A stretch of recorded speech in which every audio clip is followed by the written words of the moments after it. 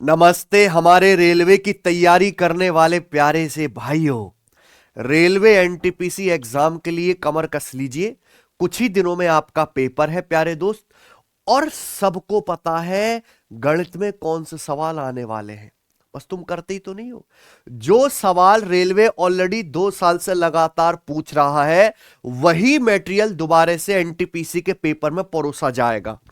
अभी railway group D के answer की आई है। 101 शिफ्ट है मेरे भाई। यहां पे 2000 से ज्यादा सवाल है। एक ही सवाल 40-40 बार रिपीट करके पूछा है, एक ही सवाल। तो अगले मॉक टेस्ट में मैं रेलवे ग्रुप डी के पूछे हुए सभी क्वेश्चंस को, ये यूनिक सवाल तो 200-250 ही है, उन क्वेश्चंस को भी इन एग्जाम पेपर में कवर करूंगा। ठीक है बच्चे। अगर कोई बच्चा ये एग्जाम पेपर लगा लेता है, बढ़िया से रिवीजन कर लेता है, एक एक टाइप को अपने दिमाग में यहां फिट कर लेता है, तो पेपर में उसको कुछ भी नया नहीं लगेगा। सब उसको ऐसा लगेगा कि मैंने पहले ही बता रखा है आपको। केवल पेपर में डेटा चेंज करके सवाल आएगा, लेकिन आएगा यही।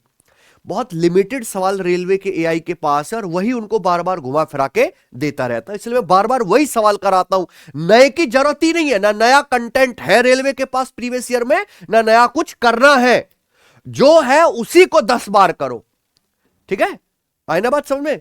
तो ये भौकाल मचाने वाले सवाल हैं जो आज मैं आपको करवाने वाला हूं। हमारी सीरीज शुरू हुई है रेलवे एनटीपीसी के लिए। आप जाइए सिलेक्शन में यूट्यूब चैनल पर प्यारे दोस्तों।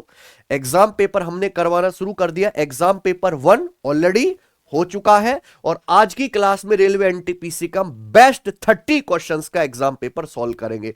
आप खुद से भी फुल लेंथ मॉक टेस्ट जरूर लगाते रहो। एप्लीकेशन पे आप जाओगे, मॉक टेस्ट वाले सेक्शन में हमारी या वेबसाइट्स पे भी आपको मिल जाएगा रेलवे एनटीपीसी के। यहां प्रीवियस ईयर के देखिए 112 टेस्ट फ्री है। हमने कल ही अपडेट कराया है।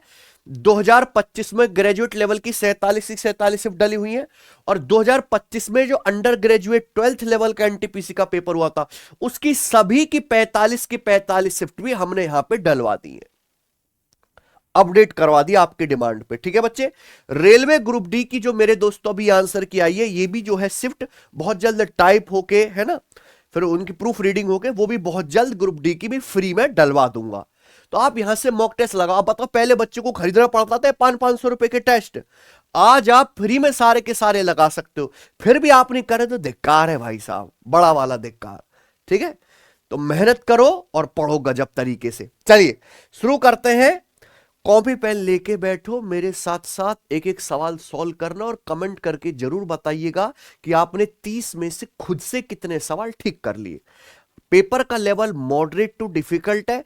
30 में से भी कम आपके 26 या उससे ज्यादा सवाल ठीक होने ही चाहिए, तभी आपकी तैयारी बढ़िया मानी जाएगी। ठीक है ना। चलिए करते हैं प्यारे दोस्तों। आज की क्लास का पहला सवाल बनाओ।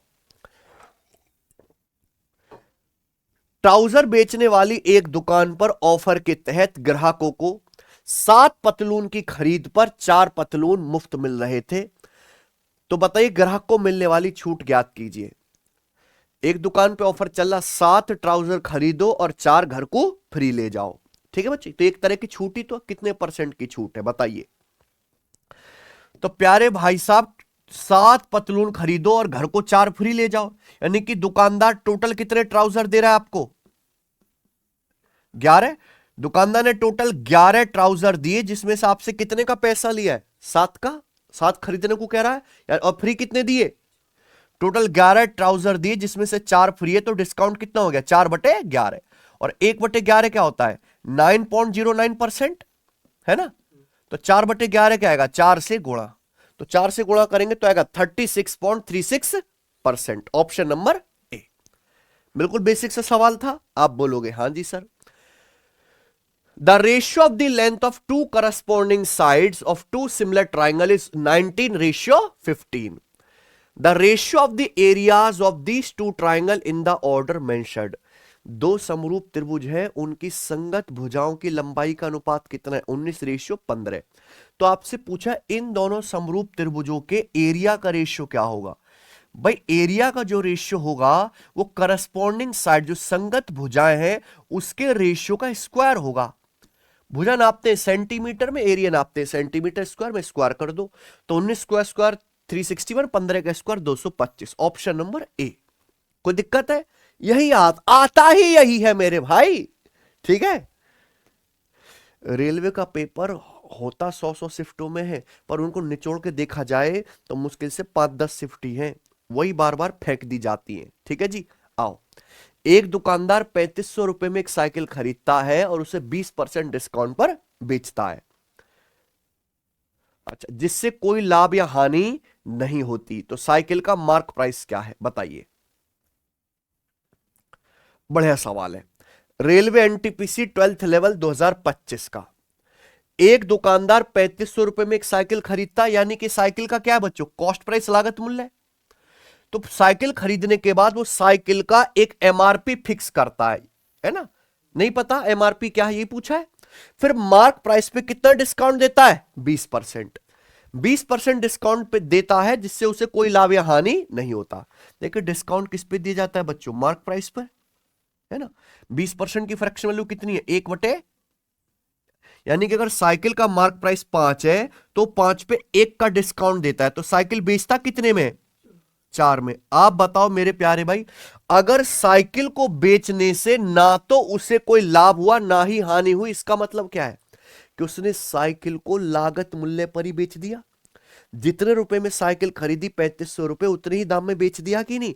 यानी कि सेलिंग प्राइस जो होगा 4 यूनिट की वैल्यू, वो साइकिल के कॉस्ट प्राइस 3500 रुपए के बराबर ही होगी कि नहीं। तो 4 की वैल्यू 3500 रुपए, कितने गुना प्यारे दोस्तों, 875 गुना, है ना। तो 5 यूनिट की वैल्यू कितनी आ जाएगी मेरे भाई, 5×8 = 40, है ना। 4000 से हल्का सा बढ़ाएगा ऑप्शन नंबर बी, है ना। 5 की भी 875 से गुणा करेंगे तो 4000, 75 पंजे 375, तो 4375 रुपए। क्लियर है, कितना बेसिक सरल सा सवाल था। चौथा सवाल, मेंस 2021 सीजीएल का है ये। एबीसीडी एक चतुर्भुज है, विकर्ण एसी की लंबाई 24 सेंटीमीटर है ना। विकर्ण एसी पर शीर्ष बी और डी से डाले गए परपेंडिकुलर का योग 10 सेंटीमीटर है, चतुर्भुज का एरिया क्या है। देखो चतुर्भुज का क्षेत्रफल, क्वाड्रिलेटरल का एरिया निकालने का जो एक सिंपल कंसेप्ट है वो मैं आपको बता रहा हूं, ध्यान से सुनिएगा। अगर किसी चतुर्भुज के दो डायगोनल होते हैं, एबीसीडी के दो डायगोनल होंगे एसी और बीडी, अगर एक डायगोनल की लंबाई पता है और उस डायगोनल पर सामने वाले शीर्ष से लंब की लंबाई पता है, डायगोनल एसी पर ही सामने वाले शीर्ष से लंब खींचा जाए, परपेंडिकुलर खींचा जाए, उनकी लंबाई h1 h2 है, तो ये एरिया हो जाएगा 1/2 डायगोनल एसी गुणा h1 plus h2।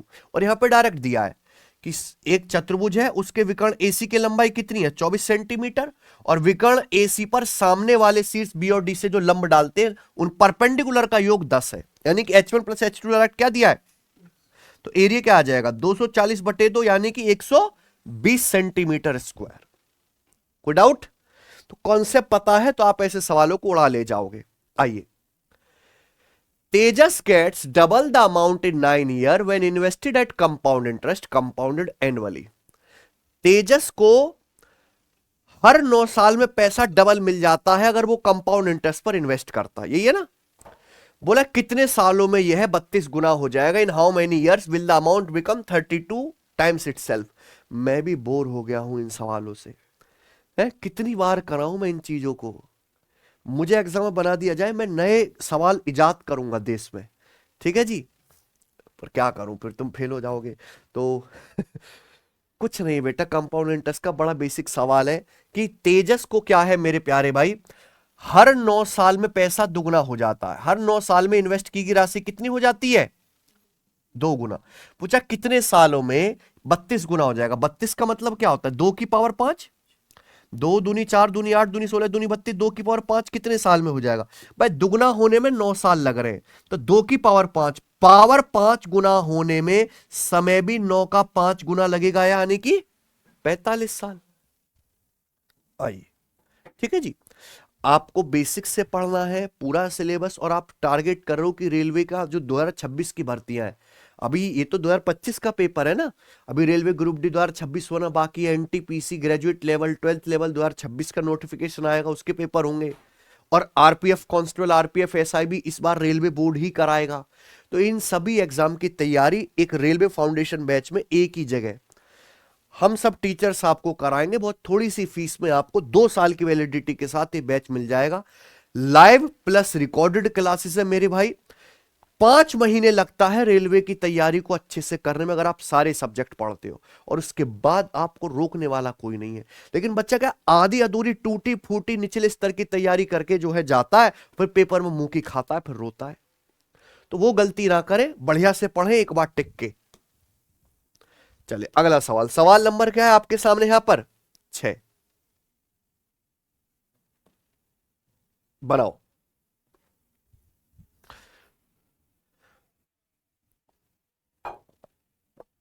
Pipe P किसी टंकी का 2/9 भाग 28 घंटे में भर सकता है। पाइप क्यू उसी टंकी का 2/7 भाग 12 घंटे में भर सकता है। ठीक है।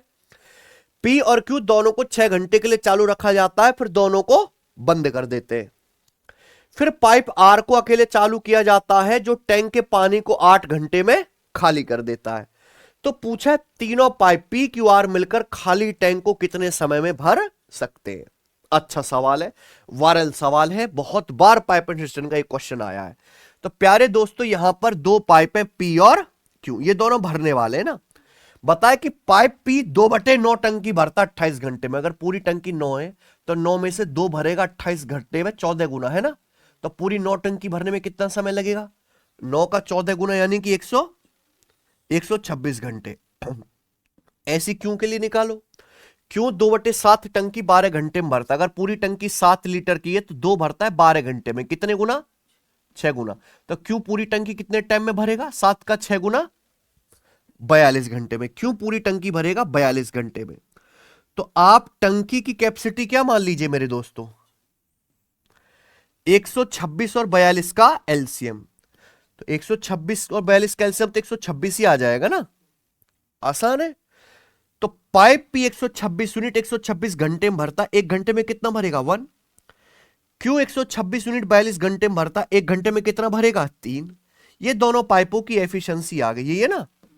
अब सवाल के अनुसार पी और क्यू दोनों को 6 घंटे के लिए चालू रखा जाता है। तो पी और क्यू दोनों पाइप मिलकर 1 घंटे में कितना भरते हैं? पी की एफिशिएंसी 1 है और क्यू की 3 है। दोनों पाइप मिलकर 1 घंटे में 4 यूनिट टंकी भरेंगे। तो पी और क्यू 6 घंटे में कितनी टंकी भर देंगे फिर? 24 यूनिट। तो पी और क्यू को 6 घंटे के लिए चालू करा गया, 6 घंटे में 24 यूनिट टंकी भर देंगे। फिर दोनों पाइप पी और क्यू को बंद कर देते हैं। बंद कर दिया। फिर हमने पाइप आर को चालू कर दिया। पाइप आर चालू कर दिया। पाइप आर अकेले जो है टंकी के पानी को 8 घंटे में खाली कर सकता है। आप बताओ जितनी टंकी पाइप पी और क्यू ने भरी है, पाइप आर उसी को तो खाली करेगा ना। पी और क्यू ने अभी तक 24 यूनिट टंकी भरी है, पाइप आर उसी को खाली करेगा मेरे प्यार भी 8 घंटे में। तो पाइप आर 1 घंटे में कितना खाली करेगा? 3 यूनिट खाली कर रहे, इसलिए एफिशिएंसी नेगेटिव। पाइप आर की एफिशिएंसी कितनी आ जाएगी? -3। तो पूछा तीनों पाइप मिलकर खाली टंकी को कितने समय भर सकते हैं। तो तीनों पाइप अगर मिलकर काम करें P plus Q plus R, तो तीनों पाइप मिलकर 126 यूनिट टंकी भरेंगे। कितनी एफिशिएंसी से? पी की एफिशिएंसी 1 है, क्यू की 3 है, और क्यू की 3 है और आर की -3 है। तो ये आ जाएगा मेरे भाई, तीनों पाइप भरेंगे 1 एफिशिएंसी के साथ। कितने समय में? 126 घंटे में। Option number. आसान सवाल था ये तो। आइए सवाल नंबर है आपके सामने 7, करो। एक दुकानदार अपने सामान पर लागत मूल्य से X% अधिक मूल्य अंकित करता है। यानी कि X क्या है? मार्कअप। कोई सामान लागत मूल्य से जितना बढ़ा के मार्क प्राइस फिक्स किया गया है वही मार्कअप परसेंटेज होता है। दुकानदार 60% छूट पर बेचता है और उसे सामान पे 84% का प्रॉफिट होता है। एक्स का मान ज्ञात कीजिए। ठीक है जी, बताओ। अगर किसी सवाल में डिस्काउंट परसेंटेज और प्रॉफिट परसेंटेज दिया है तो सीपी से एमपी का रेशियो निकाल सकते हो आसानी से। क्या फॉर्मूला है? 100 - D अपॉन 100 प्लस पी। अब जैसे यहां पे डिस्काउंट कितना है? 84 है ना। 60 डिस्काउंट 60 है भैया, प्रॉफिट है 84, तो ना प्रॉफिट कितना है? 84%। 100 - D अपॉन 100 प्लस पी, ये फॉर्मूला है। तो 100 - 60 और 100 प्लस 84 100। बताओ किससे चला गया? ये चला गया मेरे दोस्तों यहां पे 8 से। 8 पंजे 40 और 8 से मेरे दोस्तों 23 बार, 5 रेशियो। कोई दिक्कत? पूछा x का मान ज्ञात कीजिए। अब ध्यान सुनिए, तो मैं कह सकता हूं कि अगर वस्तु का कॉस्ट प्राइस 5 है तो मार्क प्राइस कितना है? 23, यानी कि अंकित मूल्य क्रिय मूल्य से कितना ज्यादा है? 18। तो मार्क प्राइस कॉस्ट प्राइस से 18 ज्यादा है। तो 1/5 क्या होता है? 20%। तो 18/5 की क्या होगी परसेंटेज वैल्यू? 18 से गुणा। तो क्या आ गया बच्चों? ये 360%, ऑप्शन नंबर बी। ठीक है ना? तो डिस्काउंट परसेंटेज, प्रॉफिट परसेंटेज के सवाल में यही फॉर्मूला आपको लगाना है हर बार। ठीक है, आ जाओ। 4,000 रुपए की धनराशि पर 7.5% की दर से 12 फरवरी 2024 से 13 अप्रैल 2024 तक के टाइम का सिंपल इंटरेस्ट बताओ। ठीक है, देखो ये सवाल सबको पता है कि इसमें आगे क्या होने वाला है। ऐसे सवाल एग्जामिनर ने पूछने अभी तक बंद नहीं किए। सिंपल इंटरेस्ट क्या होता है? सिंपल इंटरेस्ट होता है प्रिंसिपल गुणा रेट परसेंट गुणा टाइम। प्रिंसिपल कितना है? 4,000 रुपए। ब्याज की दर कितनी है? 7.5% पर एनम, है ना, इनटू टाइम। टाइम आपको निकालना है। वैसे 7.5 में यहां पे जैसे 3 आ रहा है, 3 का मल्टीपल देखो, ये वाला आंसर होना चाहिए 48। ठीक है जी, नहीं गड़बड़ भी हो सकती है प्यारे दोस्तों। आप बोलोगे सर कैसे? टाइम की वजह से। आपको यहां पे टाइम निकालना पड़ेगा कि 12 फरवरी 2024 से 13 अप्रैल 2024 तक कितने दिन होते हैं। तो ये साल 2024 है, 4 से कट रहा है ना, लीप ईयर है। ये वो साल है जिसमें फरवरी 29 दिन की होगी और एक साल में कितने दिन होंगे? 366 दिन। आई ना बात समझ में? आप बोलोगे हाँ जी सर। तो 12 फरवरी 2024 की सुबह से 13 अप्रैल 2024 की सुबह तक का ब्याज निकालना है। फरवरी कितनी दिन की होगी? 29 दिन की। अब 11 फरवरी तक नहीं लेना, 29 में से शुरू के 11 दिन नहीं लेने। तो कितने दिन लेने? फरवरी का 18 दिन। फिर मार्च कितने दिन का आएगा? 31 दिन का। अप्रैल में 1 अप्रैल से 12 अप्रैल तक लेना है ना? तो कितने दिन हो गए बच्चों? ये 18 12 30 और 31 61 डेज। टोटल एक साल में कितने दिन है? 366 दिन। और प्यारे बच्चों आपको कितने दिन का ब्याज लगा निकालना है? 61 डेज का। यानी कि कितना हो गया? 6 कम 6 6 चिंग 36, 1/6 साल। तो ये जो सवाल सेट हो रहे हैं रेलवे के पेपर में, अगर लीप ईयर है तो ये मान लीजिए 1/6 साल पर ही सेट है। ठीक है ना बच्चों? तो प्रिंसिपल गुणा रेट परसेंट गुणा टाइम कितना आ गया? 1/6। अब आप बताओ, परसेंटेज से 2 जीरो कट गया, डेसिमल से 1 जीरो कट गया। 75 चौका 300, 300/6 कितना आ गया? 50 रुपए। तो आंसर क्या है इसका? कोई दिक्कत? चलिए आगे चलेंगे। सवाल नंबर 9 बनाओ जी। 4 पुरुष किसी काम को 18 दिन में कर सकते हैं, 9 महिलाएं इसे 8 दिन में पूरा कर सकती हैं। ठीक है, पूछा 3 महिलाएं और 6 पुरुष इस काम को कितने दिन में पूरा कर सकते हैं। आप इस वायरल सवाल को एफिशिएंसी निकाल के भी कर सकते हो, पर और बढ़िया मेथड क्या है? सवाल में जैसे ये पूछा 3 वुमेन और 6 मैन, ये ना, इस काम को कितने दिन में पूरा कर सकते हैं, यही है बच्चे।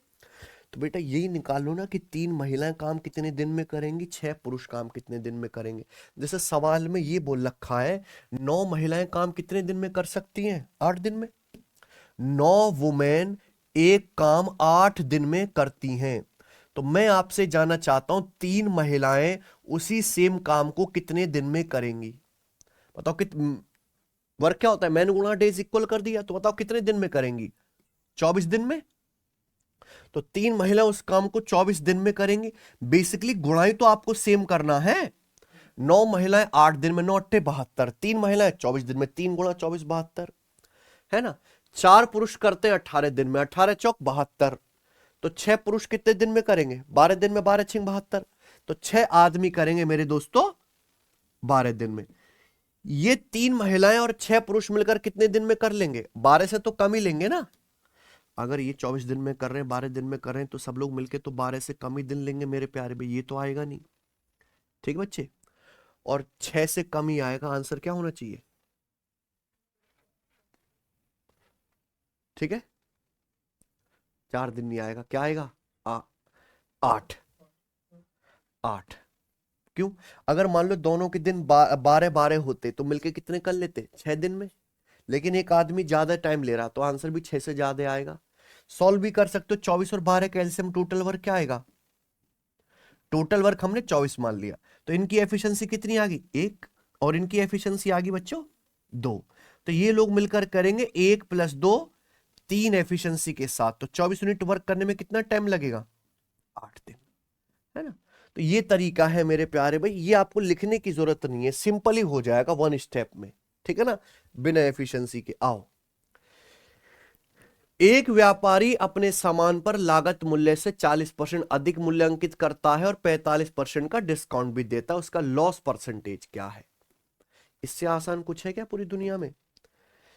एक व्यापारी अपने सामान पे लागत मूल्य से 40% ज्यादा मार्क प्राइस लगाता है, 40% क्या मार्कअप, फिर क्या करता है मार्क प्राइस पे 45% का डिस्काउंट देता है।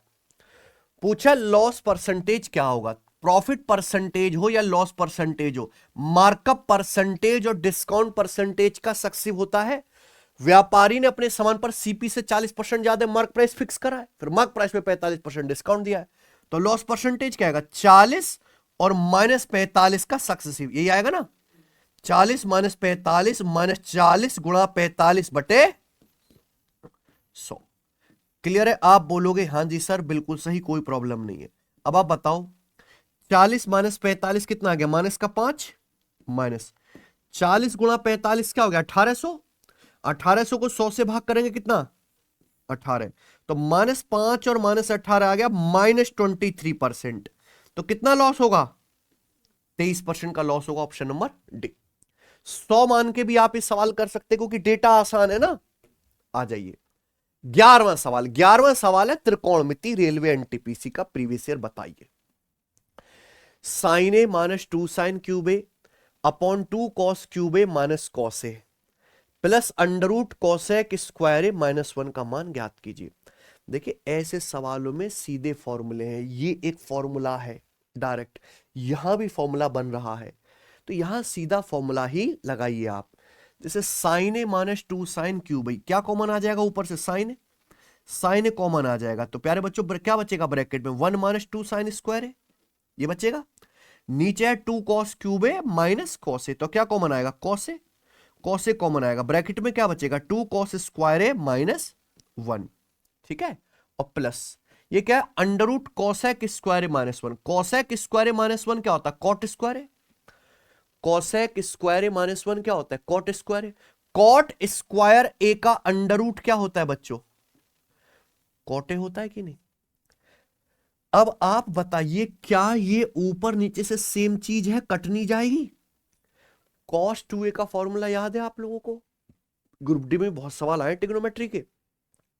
cos 2a का फॉर्मूला होता है cos 2a का 2 cos स्क्वायर ए -1 और साइन में 1 - 2 साइन स्क्वायर ए, तो ये दोनों सेम ही cos 2a के फॉर्मूले हैं इसलिए कट गया, तो ये बचा साइन बटे कॉस, साइन बटे कॉस क्या आ गया tan a, है ना, तो tan a plus cot A हो गया प्यारे बच्चों। आप बोलोगे यस सर बिल्कुल सही, बताओ tan a plus cot A की वैल्यू होती है ऑप्शन नंबर बी वाला ऑप्शन। आपको सर कैसे, but tan a plus cot A को याद रखे, बहुत इंपॉर्टेंट है, tan a plus cot A बराबर होता है 1 बटे साइन इंटू कॉस ए, अगर tan को साइन कॉस में खोलोगे तो ये आएगा 1 बटे साइन इंटू कॉस ए, और इसी को तो लिखोगे मेरे प्यारे भाई 1 बटे साइन कॉस है के 1 बटे कॉस सेक है, सेक इंटू कॉस है के, तो tan a plus cot A बराबर होता है सेक इंटू कॉस है के। तो कंप्लीटली फॉर्मूला बेस्ड सवाल है, 1 स्टेप में होने वाला, लेकिन फॉर्मूला अच्छे याद होने चाहिए जी।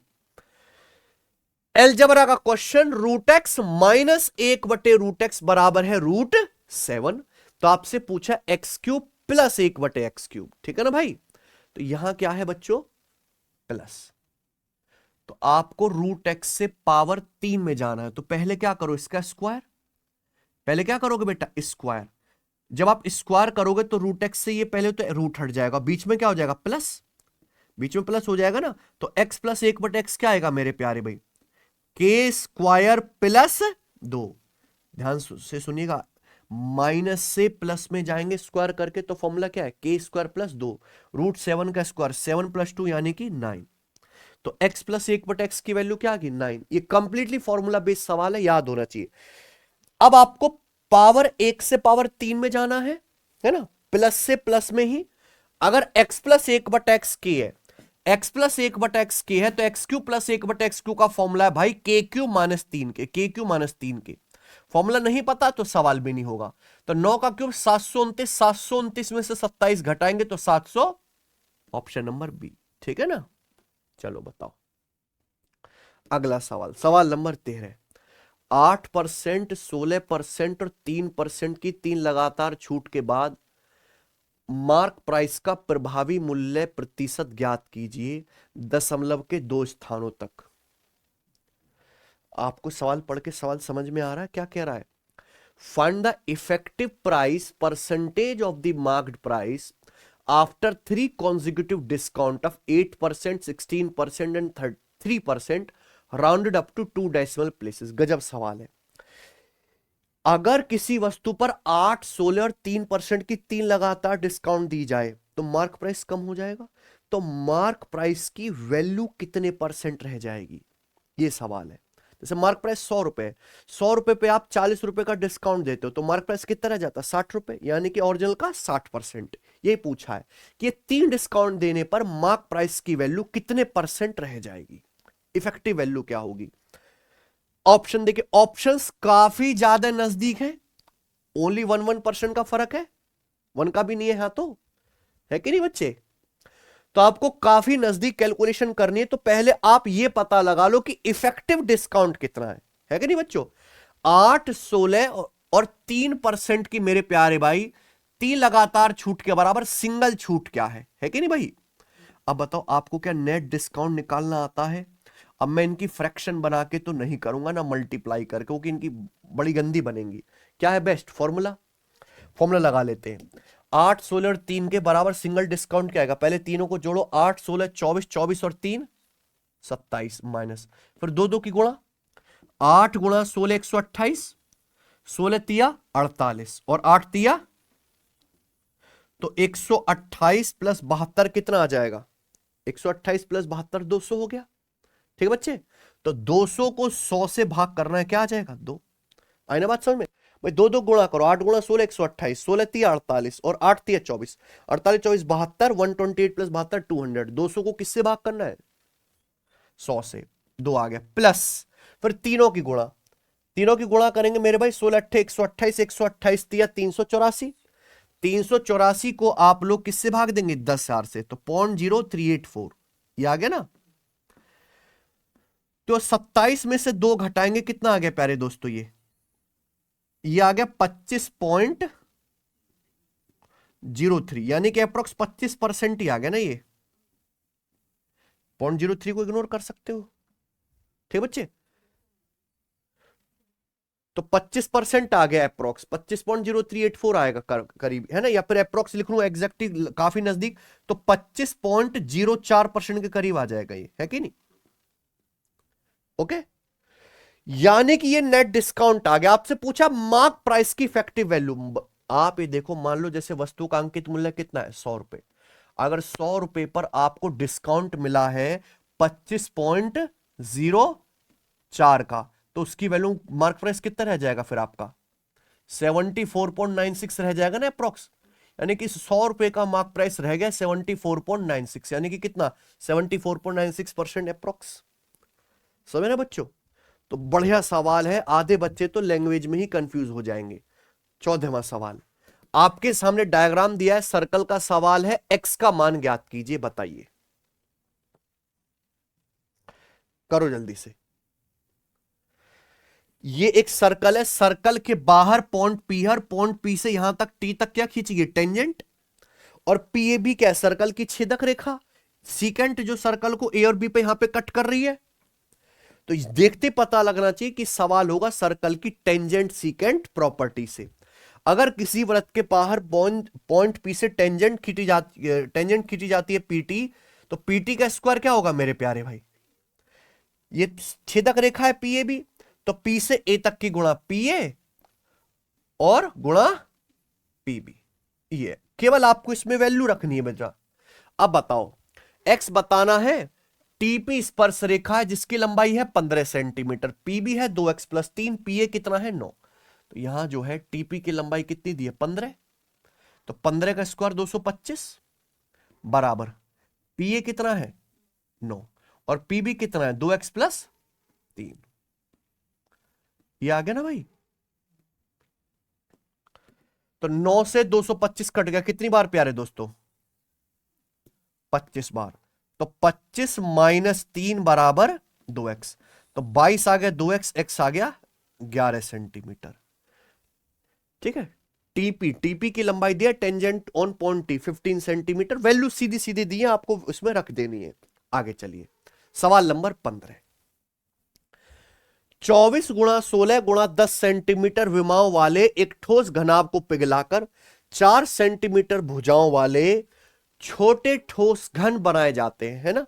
बनने वाले घनों की संख्या ज्ञात कीजिए। भाई ऐसे सवाल मतलब फ्री के नंबर है, पेपरों में फ्री के नंबर है।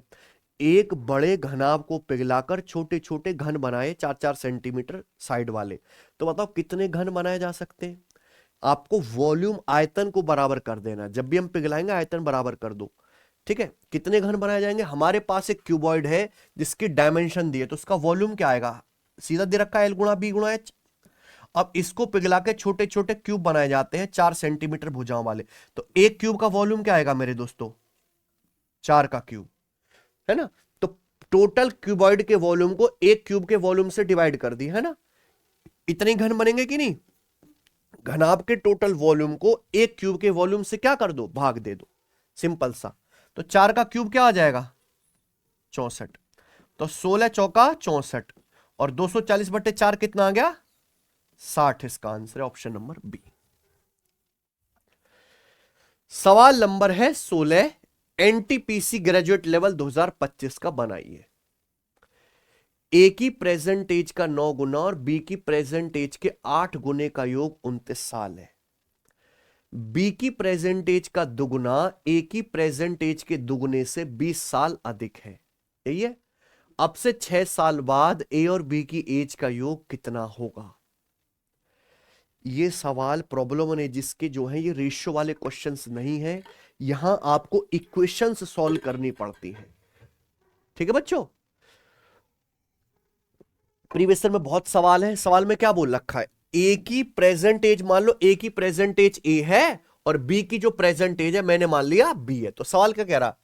ए की प्रेजेंट एज का 9 गुना और बी की प्रेजेंट एज का 8 गुना, यही है ना। इनका योग कितना है? 29 साल। एक एज का 9 गुना, बी की एज का 8 गुना, 29 साल है। ठीक है भैया। बी की प्रेजेंट एज का दुगुना ए की प्रेजेंट एज के दुगुने से 20 साल अधिक है। तो बी की एज का दुगुना ए की प्रेजेंट एज के दुगुने से कितना ज्यादा है? 20 साल ज्यादा है, यही है ना। तो यहां से मैं कह सकता हूं दोनों तरफ 2 से डिवाइड कर दो कि b माइनस ए कितना आ जाएगा? 10। b माइनस ए आ गया प्यारे बच्चों 10 साल। आपसे पूछा है अब से 6 साल बाद ए और बी की एज का योग।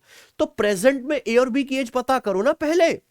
आप बताओ ये दो इक्वेशन सॉल्व करने, कैसे सॉल्व करेगा? तो ए को सेम बनाओ या बी को? ए को सेम बना लेते हैं भाई। यहां क्या है? 9a और यहां कितना है? तो यहां ए को भी 9a बनाने के लिए पूरी इक्वेशन को 9 से गुणा करना पड़ेगा ना। अब क्या करो? दोनों को सिंपली ऐड कर दो। अब ऐड करने का फायदा क्या है? 9a और ये माइनस का 9a कट जाएगा ना। तो 8b और 9b कितना आएगा? 17b। 17b बराबर कितना आएगा प्यारे बच्चों? 29। और 9 की 10 में गुणा, 29 प्लस 90 कितना आ गया? 119। तो 17b बराबर 119 है। तो यहां से b की वैल्यू कितनी आ जाएगी? 20/7 आ गया। बच्चों अगर 20/7 आ गया है तो b माइनस ए 10 कैसे हो सकता है? अब b की प्रेजेंट एज का दुगुना ए की प्रेजेंट एज के कितने दुगुने से 20 साल अधिक है। तो बी की प्रेजेंट एज तो 7 आ गई। चलो ध्यान सुनना, बी की प्रेजेंट एज आ गई 7 है। तो यहां से ए की कितनी आ जाएगी फिर? माइनस का 3, सॉरी माइनस का 3 आ जाएगी ना। ठीक है। नेगेटिव में चलेगी। तो ए और बी की प्रेजेंट एज का योग कितना हो गया? 4 साल। ए और बी की प्रेजेंट एज का योग 4 साल हो गया। तो बोला 6 साल बाद ए और बी की एज का योग क्या होगा, तो 6 साल बाद ए की भी 6 बढ़ेगी और बी की भी 6 बढ़ेगी, तो 6 साल बाद ए और बी की एज का योग कितना आ जाएगा। देखो आंसर भी 16 आ रहा है। इस महामूर्ख गुरु घंटाल को ये नहीं पता, ये सवाल एक्चुअल एनटीपीसी ग्रेजुएट लेवल का आया हुआ है, मैं तो आपके सामने ताजा सॉल्व कर रहा हूं। अब यहाँ पे एक एज नेगेटिव आ रही है, मतलब वो मम्मी के पेट के अंदर अभी तो ब्याह भी नहीं हुआ दिखे फिर है, तो मम्मी पापा अंदर लिए घूम रहे हैं उसे और वो एज निकलवा रहा, तो भैया कैसे काम चलेगा। मतलब इक्वेशंस आप सवाल बना रहे हो तो इक्वेशन का डाटा ऐसा सेट करो कि रियलिस्टिक हो। मां मूर्ख एग्जामिनर, जैसे एआई मुर्दा ऐसी आदमी भी हम निगेटिव में एज बता रहे हैं, ठीक है। पर आंसर देखो आ रहा है ना, क्या कर सकते हैं भाई, कुछ नहीं कर सकते। चलो, यदि किसी घनाभ के बॉक्स की लंबाई 84 सेंटीमीटर, चौड़ाई 45 सेंटीमीटर और ऊंचाई 25 सेंटीमीटर है तो उसका टोटल सरफेस एरिया बताइए, ये सवाल है। प्यारे बच्चों सवाल तो बहुत आसान है, आप बताओ किसी भी घनाभ, घनाभ यानी कि जैसे आपका कमरा है ना, उसका टोटल सरफेस एरिया संपूर्ण पृष्ठीय क्षेत्रफल होता है twice of L B plus B H plus H L, ये ठीक है ना। अब आप ये बात जानते हैं मेरे प्यारे दोस्तों कि यहां पे आप वैल्यू रख दो, वैल्यू रख दो ना, तो लंबाई है 84, चौड़ाई है 45, तो ट्वाइस ऑफ क्या आ जाएगा 84 गुणा 45 plus B H, B H कितना आ जाएगा मेरे 45 गुणा 25 plus H L, H L कितना आ जाएगा मेरे प्यारे भाई 25 गुणा 84। अब ये कैलकुलेशन है, यही कैलकुलेशन है ना, ठीक है। अब बताओ मेरे दोस्तों क्या आंसर आएगा, इसका आंसर क्या आएगा। तो देखो इतनी लंबी चौड़ी कैलकुलेशन करने के तो हम मूड में बिल्कुल नहीं है कि नहीं। अब आप ये बात जानते हो है कि नहीं सचिन, कि जो भी नंबर आएगा वो 3 का मल्टीपल होना चाहिए। ये देखो 84 में 3 आता है, 45 में भी, यहां भी 45 में 3 आ रहा है और यहां भी 84 में 3 आ रहा है। 84 का मतलब कितना होता है 28 या 84, 3 यहां भी है, 3 45 में भी है, 3 यहां भी है 84 में, तो पूरा जो नंबर है 3 का मल्टीपल आएगा ना। तो 3 का मल्टीपल देखो 4 5 6, ये आ गया 4 2 6 2 8, ये 3 से नहीं कट रहा। इसके बाद 4 5 9, 1 और 2 3, ये 3 का मल्टीपल है। उसके बाद 8 1 नहीं, 8 1 9 और 3 4 7, ये भी नहीं है 3 का मल्टीपल है ना। तो यानी कि यहां पे हम 2 ऑप्शन में फंस गए, ए ऑप्शन में और बी ऑप्शन में, है ना, क्योंकि 4 2 6 और यहां पे 5 4 9 2 और 1 3, दोनों ही 3 के मल्टीपल है। अब बताओ इस सवाल का आंसर क्या आ सकता है, इस सवाल का आंसर क्या आ सकता है, जल्दी से बताइए, फटाफट फटाफट फटाफट करके, ठीक है भाई। देखो इस सवाल का आंसर हो जाएगा ए ऑप्शन। अगर जैसे पहले मैंने 3 का नियम लगा के देखा तो उससे 2 ही ऑप्शन घटे, 2 ऑप्शन तो नहीं कट पाए ना, 2 ऑप्शन में मैं फंस रहा हूं। अब मैं ये देख पा रहा हूं कि ये जो नंबर है प्यारे भाई 250, ये नंबर 125 का मल्टीपल है। किसका मल्टीपल है, क्या आंसर ये कैलकुलेशन 125 का मल्टीपल आएगी। चलो यहां 25 आ रहा है, यहां 25 आ रहा है, लेकिन यहां तो केवल 5 ही आ रहा है ना, है ना, तो this will not be multiple of 125, ठीक है बच्चे। तो यानी कि आंसर नहीं होना चाहिए ये वाला, आंसर क्या होगा ए ऑप्शन, ठीक है बच्चों। इसके बाद भी अगर आप संशय में रहते तो पूरी कैलकुलेशन भी कर सकते हो, कोई दिक्कत वाली बात नहीं है, ठीक है जी। आगे चले, सवाल है आपके सामने 18, 17,700 रुपए को 2 साल के लिए 4% इंटरेस्ट पर जमा किया जाता है, तो एनुअली रूप से संयोजित चक्रवृद्धि ब्याज और साधारण ब्याज के बीच का डिफरेंस कितना है, ठीक है ना।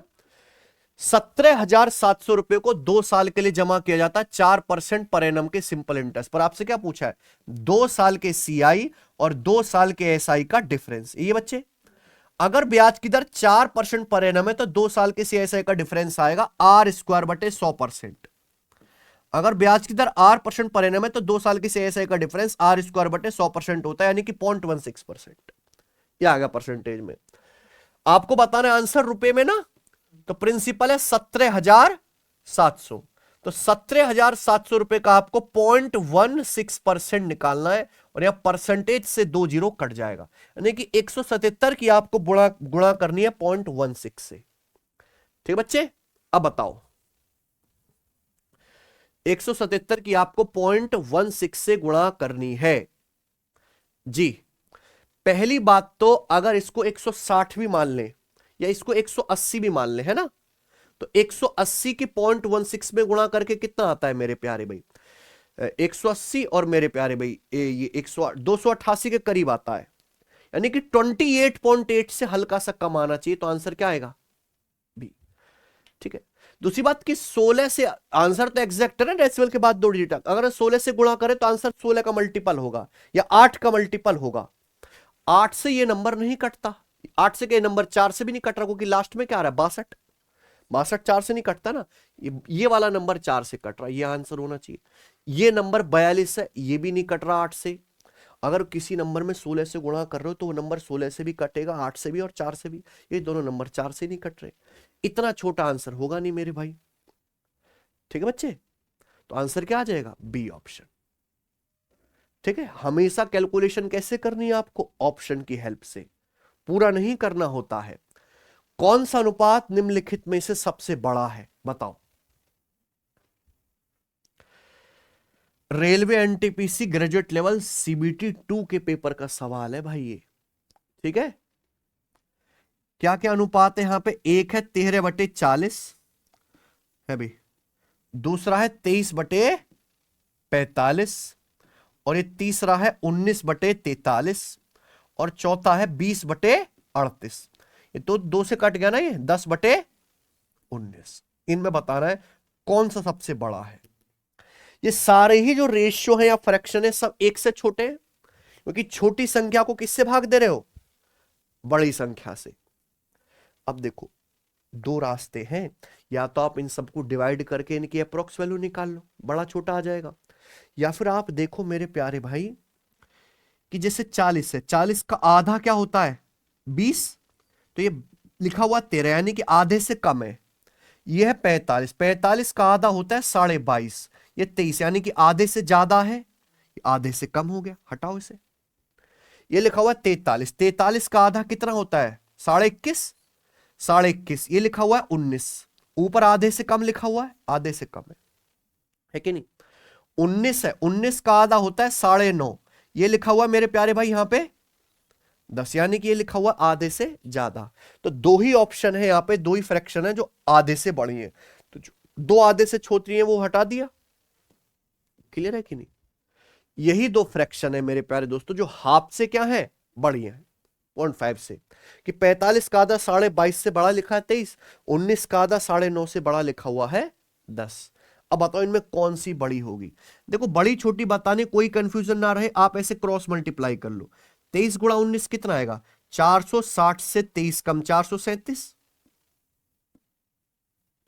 ठीक है, और इसे 45 की 10 में गुणा कर लेंगे साढ़े, बताओ कौन सा नंबर बड़ा होता है 450। इफ 450 बड़ा है तो नंबर भी ये वाला ही बड़ा होगा, यानी कि 10/19। कौन सा ऑप्शन, ठीक है। चलिए आगे चलते हैं, सवाल number 20, the value of this, इसकी वैल्यू बताइए मेरे प्यारे भाई, त्रिकोणमिति का सवाल है, करो। साइन क्यूबे माइनस कॉस क्यूबे बटे 1 plus sine A into cos A plus 2 sine square 54 degree into sec square 36 degree. देखो ये देखते ही दिमाग की नसें दौड़नी चाहिए कि 54 और 36 90 है, ये कॉम्प्लीमेंट्री एंगल के कॉन्सेप्ट पे है ना, ये सब पता होना चाहिए बेटा, पहले से पेपर देने जा रहे हो। अब साइन क्यूबे माइनस कॉस क्यूबे का फॉर्मूला खोल लो ना भाई, सिंपल फॉर्मूला है साइन क्यूबे माइनस कॉस क्यूबे का, क्या होता है A cube minus B cube के फॉर्मूले से खोलेंगे ना अलजेब्रा से, तो साइन क्यूबे माइनस कॉस क्यूबे आएगा sine minus cos into sine square A plus cos square A 1 plus sine A into, short में लिखा करो साइन को एस कॉस को सी, और नीचे क्या है बेटा 1 plus sine A into cos ए, और ये आ जाएगा मेरे दोस्तों यहां पे प्लस का 2, sine square 54 degree into sec square 36 degree, इसकी वैल्यू 1 हो जाएगी। अगर एंगल का सम 90 है, लिख लो चाहे ए प्लस बी 90 है, तो tan a गुणा tan b बराबर 1, साइन ए गुणा सेक बी बराबर 1, कॉस ए गुणा कॉसेक बी बराबर 1। ये आ गया। तो सिंपल सा है प्यारे बच्चों, ये कट गया। तो क्या बचा, sign A minus cos A plus 2, option number. तो जिस सवाल में डायरेक्ट फॉर्मूला दिखाई दे वहां कोई जो है खुरापातीपना नहीं करना है, सिंपल उड़ा लेना है जी। सवाल नंबर 21 करो। 8,20,000 की धनराशि को अर्धवार्षिक रूप से संयोजित होने वाले 6% ब्याज दर से 1 साल के लिए इन्वेस्ट किया जाता है, तो प्राप्त होने वाला कंपाउंड इंटरेस्ट ज्ञात कीजिए। आपने 8,20,000 रुपए इन्वेस्ट कर दिए मेरे प्यारे भाई, कितने ब्याज की दर से, 6% पर एनम ब्याज की दर से, कितने समय के लिए, 1 साल के लिए। लेकिन ब्याज कैसे कंपाउंड हो रहा है, हाफ ईयरली। तो 1 साल में कितना कंपाउंड इंटरेस्ट मिलेगा, ये सवाल है ना। 1 साल का मतलब होता है बच्चों 12 महीने। अगर 12 महीने हैं और आप हाफ ईयरली कंपाउंड करोगे तो 6 महीने की 2 साइकिल बनेंगी, 6 महीने। अगर ब्याज 1 साल में 6% है तो 6 महीने में कितना होगा, 3%, है ना। तो आपको बेसिकली जो कंपाउंड इंटरेस्ट मिलेगा वो 3% और 3% का सक्सेसिव मिलेगा ना, जो हो जाएगा 3 + 3 + 3 गुणा 3/100। तो आपको सीआई मिलेगा फिर ये 6 और 9/100 आ गया 0.09, 6.09% आपको कंपाउंड इंटरेस्ट मिलेगा इन 1 ईयर। तो आप बताओ प्यारे बच्चों, चक्रवृद्धि ब्याज कितना होगा बताइए। 8,20,000 रुपए का प्रिंसिपल है, यही है ना बच्चे। और इसका आपको सीआई मिलेगा 6.09%। क्योंकि मेरी नजर तो पहले से ही ऑप्शन पे चल रही है, क्योंकि हम यहां से कैलकुलेशन कैसे करेंगे, ऑप्शन के इस्तेमाल से। आप बताओ, परसेंटेज से 2 जीरो कट जाएगा ना, डेसिमल के बाद 2 अंक है, यहां 2 जीरो, ये भी कट जाएगा। 2 नाम 18 यानी कि 8, एंड में 8 आएगा, तो ये वाले ऑप्शन नहीं है। एक ऑप्शन 50R से बड़ा है, एक 50R से छोटा है, ये भी चेक कर सकते हो। या 609 यानी कि 3 का मल्टीपल है ना, दिस कैलकुलेशन 3 का मल्टीपल है कि नहीं। तो 3 का मल्टीपल आना चाहिए। 3 से नंबर तभी कटता जब अंकों का योग 3 से कटे। 5, 2, 7 और 8 कट जाएगा, 15 3 से। यहां देखेंगे 9, 9 और 3, 4, 8, 12, इस ससुरा भी 3 से कट रहा है। ठीक है जी। तो फिर क्या करें प्यारे भाई, फिर हम यहां पे करते हैं, ना ना ना, करेंगे दिमाग से ही। देखो इस सवाल का आंसर है बेटा यहां पे बी ऑप्शन। देखो प्यारे दोस्तों, ये नंबर है 82। 82 का मतलब होता है 41 दूनी 82। क्या होता है, 41 दूनी 82। यहां तो 2 नहीं है, तो ऑड नंबर है 609, यानी कि 82 गुणा 609 जो आएगा केवल 2 से कटने वाला होगा। अगर आप इस नंबर को देखें तो ये 28 जो है ये 4 से कट गया, 4 सत्ते 28। और आंसर क्या होना चाहिए, केवल 2 से कटने वाला, बिकॉज यहां 82 में केवल 2 आता है ना कि 4। 38 केवल 2 से कट रहा है, ठीक है ना बच्चे, समझ रहे बच्चों। तो इसलिए आंसर मेरे प्यारे भाई यहां पर बी ही ऑप्शन है। ठीक है, चलिए आगे चलते हैं। 22वां, 0.583 बार को P/Q रूप में एक्सप्रेस करें, जहां P और Q इंटीजर है। इससे निचला सवाल आपने देखा है क्या कभी, ये एक रिकरिंग डेसिमल है, 0.583 बार, P/Q रूप में लिखना है। दशमलव हटाओ, बार हटाओ, जितने डिजिट के ऊपर बार है, 3 डिजिट के ऊपर बार है ना दशमलव के बाद, नीचे उतने ही 9 लिख दो, तो 583/999। ठीक है, तो कट भी सकता है, लेकिन एग्जामिनर तो काटने की भी मेहनत नहीं कर रहा। ए ऑप्शन है ना बच्चे, बिल्कुल आलसी है। सिंपल इंटरेस्ट पर कोई धनराशि 12 साल में किस ब्याज की दर से खुद की दुगुनी हो जाएगी, बताइए। सिंपल इंटरेस्ट पर कोई पैसा 12 साल में किस ब्याज की दर से डबल हो जाएगा। डबल होने का मतलब कि 1 रुपए जो है 2 रुपए बन गए, तो आपको ब्याज कितना मिला, 1 रुपए। 1 रुपए पर 1 रुपए ब्याज मिल गया, यानी कि 100%, है ना बच्चों। नहीं समझे बच्चों, डबल होने का मतलब 1 रुपए मेरे दोस्तों 2 रुपए बन गए, तो आपको 1 रुपए ब्याज मिला, और 1 का मतलब होता है 100%। डबल होने का मतलब धनराशि एक बढ़ गई, और एक का मतलब ही 100% होता है। तो आपको 100% ब्याज चाहिए, कितने वर्षों में? 12 सालों में। तो एक साल में कितना ब्याज होगा? बटे 12, और ये जाएगा 4 से ना, तो 25/3% पर एनम ब्याज की दर है। बताओ कौन सा ऑप्शन है? 8.33% पर एनम। ठीक है, ये बताओ। आपके सामने डेटा ऑफ ऑब्जर्वेशन है, इनका क्या बताना है? बहुलक, मोड बताना है। बताइए, मोड मतलब किसी डेटा सेट में जो नंबर सबसे ज्यादा बार आता है वही क्या होता है? उसका बहुलक। जैसे 28, 28 यहां पे एक ही बार दिख रहा है मुझे, अब तो 28 तो होने से रहा है ना। 35, 35, 35 भी एक ही बार दिख रहा है ना। उसके बाद है 32, 32 एक बार है, 2 बार है, 3 बार है, 4 बार है, 5 बार है। 32 5 बार है, 32 हो सकता है। 27 देखो, एक बार है, 2 बार है, 3 बार है। 27 3 बार है, तो सबसे ज्यादा कौन सा डेटा आ रहा है? 32 बहुलक है। रेलवे ग्रुप डी के पेपर में 100 सवाल आए ऐसे, पता है कितने? 100, हर शिफ्ट में एक। चलो ये बताओ, 57 की पावर -8 गुणा 57 की पावर -17 डिवाइड है, सॉरी डिवाइड 57 की पावर -17, -17 नहीं 17 गुणा 57 की पावर -18 का मान ज्ञात कीजिए। करे बच्चे। देखो यहां डिवाइड भी है और मल्टीप्लाई भी है, तो बोर्ड मास के नियम से पहले चीज क्या सॉल्व होगी? डिवाइड। और डिवाइड में पावर घट जाएंगी, बेस सेम है ना 57। 57 की पावर -8 को 17 से डिवाइड करेंगे तो डिवाइड में पावर घट जाएंगी, तो -8 और -17 कितना आ जाएगा? माइनस का, तो 57 की पावर -25 और गुणा 57 की पावर -18। अब मल्टीप्लाई है, मल्टीप्लाई में बेस सेम है, पावर जुड़ जाएंगी। 57 की पावर क्या आएगा? -25 और -18, यानी कि माइनस का, कौन सा ऑप्शन है? कितनी आसान सी बात है ये, बताइए।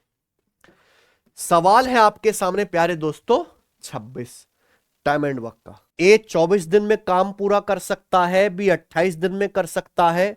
अगर पहले दिन बी से शुरू करते हुए अल्टरनेट डेज पर काम करते हैं तो काम कितने दिन में पूरा हो जाएगा? यानी कि बेसिकली अल्टरनेट डेज का क्वेश्चन है, लेकिन ध्यान रखना काम शुरू कौन कर रहा है? बी। आधे बच्चे इस चीज पे ध्यान ही नहीं देंगे और गलत कर देंगे सवाल। अच्छा, दो लोग हैं प्यारे दोस्तों, ए और बी, ठीक है। ए काम कंप्लीट कर सकता है 24 दिन में और बी काम कर सकता है 28 दिन में। तो इनका एलसीएम क्या आ जाएगा? टोटल वर्क बताओ, 24 और 28 का। 24 मतलब 4 6 24, 28 मतलब 4 7 28, यानी कि कितना आएगा? 168। तो टोटल वर्क आएगा 168, 24 7 168। तो आप बताओ मेरे प्यारे भाई, इसका मतलब ए 168 कुर्सी बनाता है 24 दिन में, एक दिन में कितनी बनाएगा? 7। बी 168 कुर्सी बनाता है 28 दिन में, एक दिन में कितनी बनाएगा? 6। तो ये इनकी एफिशिएंसी आ गई। अब पहले दिन बी काम करता है, फिर उससे अगले दिन ए काम करता है, फिर बी करता है, फिर ए, फिर बी, फिर ए। अल्टरनेट डेज पर एक एक दिन छोड़ के बारी बारी से काम करते हैं। काम कितने दिन में एंड होगा? तो प्यारे बच्चों, पहले दिन बी 6 कुर्सी बनाएगा, है ना। फिर अगले दिन ए 7 कुर्सी बनाएगा, और यही पैटर्न हर 2 दिन में सेम आगे रिपीट होता रहेगा। तो मुझे बताओ इस हिसाब से हर 2 दिन में कितनी कुर्सी बनेंगी? 13 कुर्सी बनेंगी कि नहीं? क्लियर है? तो आप एक बात बताओ हमें, लेकिन काम करना कितना है? टोटल 168। हमें तो टोटल 168 कुर्सी बनानी है, 13 कुर्सी बन रही है हर 2 दिन में। तो 13 का ऐसा मल्टीपल ढूंढो जो 168 के सबसे ज्यादा करीब हो। 13 गुणा 13 169 है ना, 168 के करीब। तो प्यारे बच्चों, अगर मैं दोनों ही तरफ लेफ्ट साइड में भी और राइट साइड में भी 13 से गुणा कर दूं, कोई फर्क है क्या? अगर हर 2 दिन में 13 कुर्सी बन रही है तो मैं ये कह सकता हूं 26 दिन में कितनी कुर्सी बनेंगी? 169। 26 दिन में 169 कुर्सी बनेंगी, लेकिन हमें कुर्सी तो 168 ही बनानी है, यानी कि एक कुर्सी कम बनानी है। तो एक कुर्सी कम किससे बनवाएंगे? जिस बंदे ने सबसे आखिरी दिन काम किया उससे बोल दो भाई साहब थम जा, एक कुर्सी कम बना, ओवर काम मत कर। तो लास्ट में किसने काम एंड किया होगा? ए ने। और ए ऐसा आदमी है जो एक दिन में 7 कुर्सी बनाता है ना, 7 कुर्सी बनाता है एक दिन में। तो एक कुर्सी बनाने में ए को कितना टाइम लेगा? 1/7 दिन। यानी कि टोटल जो है 168 कुर्सी बनाने का काम 26 से 1/7 दिन कम में ही हो जाएगा। यानी कि 25 सही 6/7 दिन में ही टोटल काम एंड हो जाएगा। तो कौन सा ऑप्शन है? पहला ऑप्शन है ना। बढ़िया सवाल, ठीक है, मस्त क्वेश्चन है। आगे चलो, 27वां देखो, चित्र वाला सवाल है। आपके पेपर में ज्योमेट्री से लाइन एंड एंगल, सिमिलरिटी और पॉलीगन और सर्कल यही आता है बस।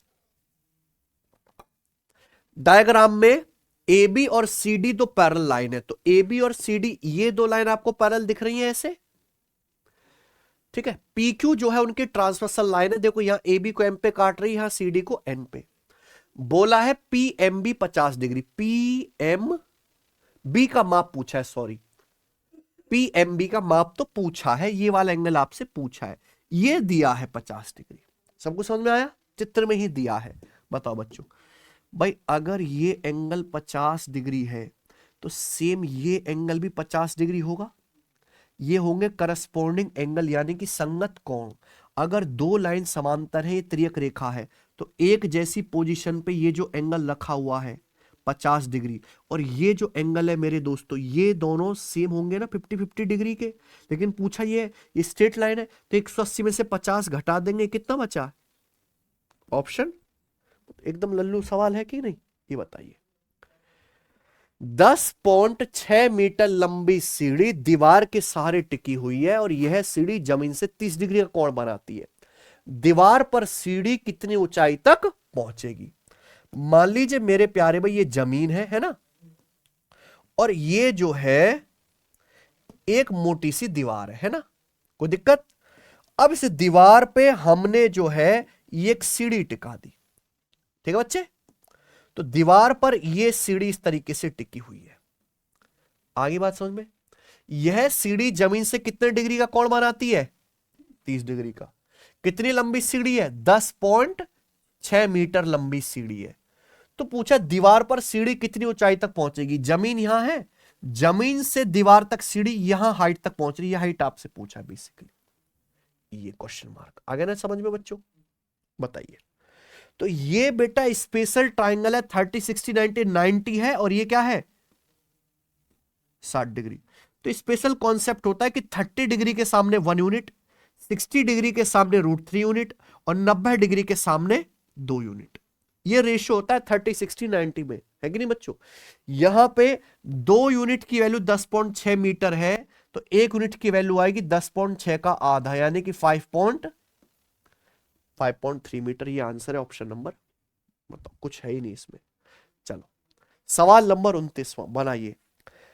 आसान सवाल है, पेपर आसान ही आएगा, यही पढ़ना है आपको, ज्यादा हवाबाजी नहीं करनी है वरना जमीन पे गिर जाओगे भाई। 35,200 रुपए को एबीसी के बीच इस प्रकार बांटा जाता है कि ए के हिस्से का 8 गुना बराबर बी के हिस्से का 6 गुना बराबर सी के हिस्से का 3 गुना है। तो आपसे क्या पूछा? ए का हिस्सा बताइए। रेशियो का सवाल है। ए का 8 गुना बराबर बी का 6 गुना बराबर सी का 3 गुना। तो क्या आप यहां से ए बी सी के हिस्सों का रेशियो नहीं निकाल सकते? बताओ कैसे करते हैं इस सवाल को। 8 6 3 तीनों से कटने वाला नंबर, इनका एलसीएम 24। 8 6 3 का एलसीएम होता है 24, तो मैंने मान लिया कि 24 के बराबर है ये। अगर 8 है 24 है तो ए कितना आएगा? 3। 6 भी 24 है तो बी कितना आएगा? 24/6 4, और 3 सी 24 है तो सी कितना आएगा? 24/3 8। ये ए बी सी के शेयर का रेशियो आ गया ना। अब जो मर्जी आपसे वो पूछ ले, ठीक है जी। अब जैसे आपसे यहां पे क्या पूछा? ए का हिस्सा, तो ए का हिस्सा कितना है? 3 यूनिट।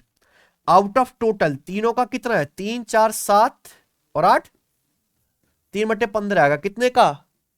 35,200 रुपए का।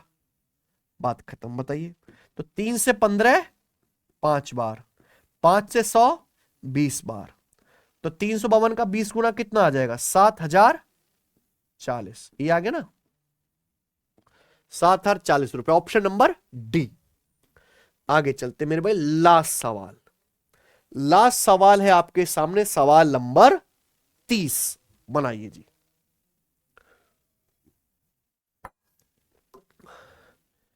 एक बस डिपो से हर 8 मिनट में बस निकलती है और सीधी सड़क पर 24 किलोमीटर पर आवर की स्पीड से चलती है। सेम सड़क पर डिपो की ओर जाते हुए एक पैसेंजर को 6 मिनट के नियमित अंतराल पर बसें मिलती हैं। पैसेंजर की यानी कि जो ट्रेवलर है इसकी स्पीड बताइए। समझ में आया ना बच्चे? तो ये टाइम स्पीड एंड डिस्टेंस का बहुत बेहतरीन क्वेश्चन है। सेम बंदूक की लैंग्वेज पर भी सवाल बनता है ना, बंदूक की गोली की आवाज पर भी। मान लीजिए मेरे दोस्तों, ये जो है यहां पर एक बस डिपो है, बस स्टैंड है ना, तो यहां से मेरे, और ये है प्यारे दोस्तों, ये जा रही है सड़क। ये क्या जा रही है? सड़क, ठीक है ना। अब इस बस स्टैंड से हर 8 मिनट में बस निकलती है। मान लो कोई पैसेंजर यहां पे खड़ा है, अगर इस बस स्टैंड से हर 8 मिनट में बस निकलती है, बस निकली, फिर 8 मिनट बाद दोबारा बस निकली, तो इस आदमी को बस 8 मिनट के गैप पे मिलनी चाहिए। लेकिन हो क्या रहा है कि ये आदमी बस डिपो की ओर आ रहा है, ये आदमी रुका नहीं है भाई। यहां से बस निकली बस डिपो से और आदमी को यहां पे मिल गई, तो दूसरी बस आदमी को मिलनी चाहिए 8 मिनट के बाद।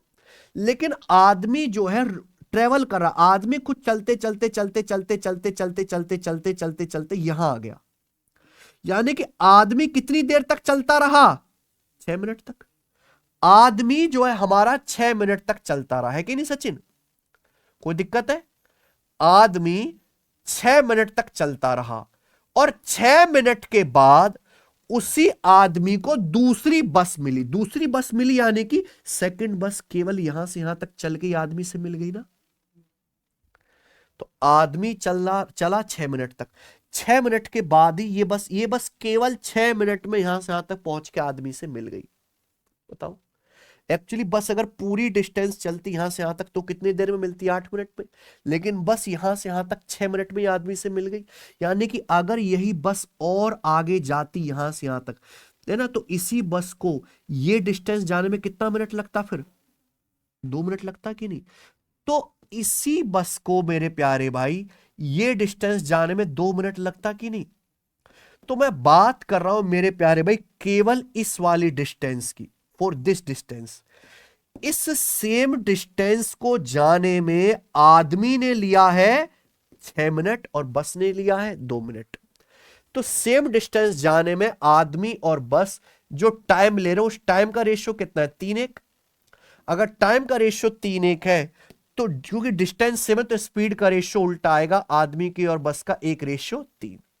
सवाल में यहां पे बस की स्पीड दे रखी है 24 किलोमीटर पर आवर, तो 3 की वैल्यू 24 है, तो आदमी की स्पीड है 1 की वैल्यू कितनी है? 8 किलोमीटर पर आवर आदमी की स्पीड। और ये आंसर है ऑप्शन नंबर कौन सा? क्या गजब सवाल है कि नहीं? तो ये आपको मेथड सीखना है, कोई फॉर्मूला नहीं, कुछ नहीं, सिंपल रेशियो। इसी के साथ आज का एग्जाम पेपर स्वाहा होता है मेरे भाई। ठीक है, एक सवाल है आपके सामने, ये आपका होमवर्क है, इसका आंसर कृपया करके मुझे कमेंट में जरूर बताएं। हर बच्चे का आंसर कमेंट में आना चाहिए, रिप्लेसमेंट वाला बढ़िया सवाल है। ठीक है जी, बताओ आपको ये मॉक टेस्ट कैसा लगा? मैंने बहुत अच्छे से समझाया मेरे भाई, और मैं अगले टेस्ट से रेलवे ग्रुप डी के लेटेस्ट पेपर के सवालों को भी इंक्लूड करूंगा। ठीक है, आप बिल्कुल परेशान ना हो, खूब अच्छी प्रैक्टिस होगी मेरे भाई। जो मैं करा रहा हूं बहुत मेहनत के साथ करा रहा हूं, बहुत रिसर्च करके, बहुत बढ़िया प्रैक्टिस सेट है। ठीक है जी, और आपको पता है कि बैच ज्वाइन करना है तो सिलेक्शन में एप्लीकेशन पर आपको मिल जाएगा, प्रीवियस ईयर के टेस्ट हमने जो है डाल रखे।